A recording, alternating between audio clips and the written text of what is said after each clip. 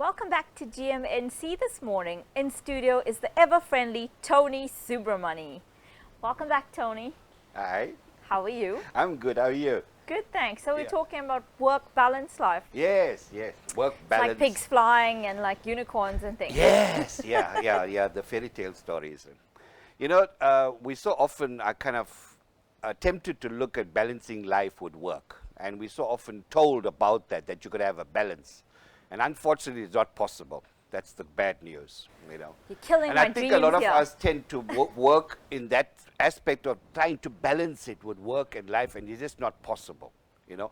I want to share a story. It was a little boy of about 10 years, and he watched his daddy work at his laptop at home, and just while dad's busy, he went to dad and said, "Dad, how much do you earn for an hour?" And the father was getting quite irritated, and he says, "Why do you want to know?" He says, "No, just tell me." He says, "Well, it's $100. He says, "Okay." And then the father said, "I mean, you asked me a stupid question just to, want to know how much I earn. What's it for?" He says, "Can you lend me $50? He says, "Oh, no, son. Do you want to now go and buy a stupid toy that's $50 while I'm busy working? Go to your room and sit there, So anyway, the little one went off quite disappointed with this here. And the father thought about it, and a little later he went to his son and he said, "Son, you wanted the $50. I've got it here. I'll give it to you. But why do you want it?" So the son said, "Okay, thanks, Dad." He picks up his pillow and he pulls out a whole lot of crumpled notes, and he's got another $50. Right. He says, "Dad, I've got $100.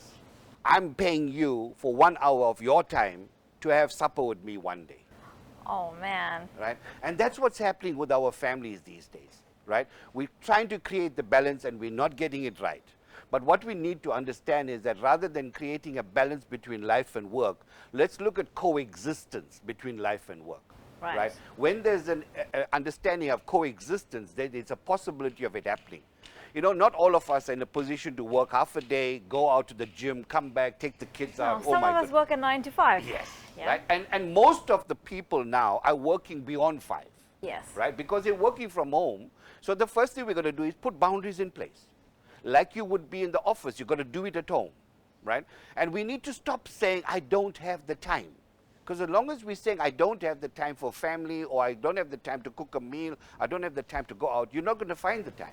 You're right. Right? The other thing we've got to do is put your health as a priority. Make health a priority. I always say to people, what's going to happen when you're now admitted to hospital because you haven't taken care of your health? You're going to be there for 2 weeks. So what happens to work? Yeah, it's gone And anyway. then we sit down there and we take stock and says, "Damn it, I should have done this long ago. Take a break." Then I want to encourage the viewers to take a vacation. Literally shut down, take a vacation, go out and enjoy those 2 weeks. How many people take the equipment with, the laptop and everything else? Yep, we do. Right? We do. And that's not a vacation. No. Because what we're doing is sitting out there in the hotel room, busy doing work, answering emails and replying to whoever while the family is gone and having fun. And we think that's a vacation. You're absolutely right. The other thing is learn to unplug. How seldom do people unplug? Because we get worried about the fact that, there's an email coming, I've got to reply, I've got to do this, and we're all panicking about that. And it's absolutely, destroying the life that we so desire. And also, Patricia, what message are we giving our children? Are we saying to them that this is what life is all about? It's not. Sad thing, Tony, is as you mentioned, we don't even have time to give our children messages. Yes. We're not around. We're not around. So We're not all they're around saying is, mentally "Mom or is not physically." here, Dad's not here, that's the life I'm going to live." And when they do get up into some kind of situation, then, we start to go throw the towel down, and we're throwing the tantrums around, and we're hitting them, throwing out, because we don't have that opportunity to interact with children. The other thing is, find a job that loves you. And that may not be possible. So while you're looking for a job that loves you, start loving the job that you've got. Change your attitude towards your work. If you're not happy at work, you're never going to be happy for the rest of your life. I mean, the fact is you spend most of your time at work. Absolutely. 3/4 of your life is spent at work. At work. And if you're never going to develop the attitude of happiness and joy while at work, how are you going to do the 1/4 back home over weekends? Impossible.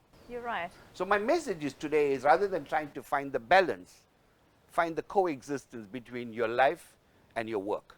And you'll find a big difference in your family life as well too. That's my message for this morning, and I hope the viewers will take this into the weekend and do a very, very serious introspection of where they're going in life. Thank you for that, Tony. I feel like that one was spoken right at me. So thank you very much. It was one. more of a coaching session, but a very, very powerful message indeed. Thank you so much. Thank you very much. Great. Guys, take it into the weekend. Give it some thought. After all, life is short and it has an expiration date. Absolutely. Stay tuned. Next up, we have Matt Williams with the Sports Report.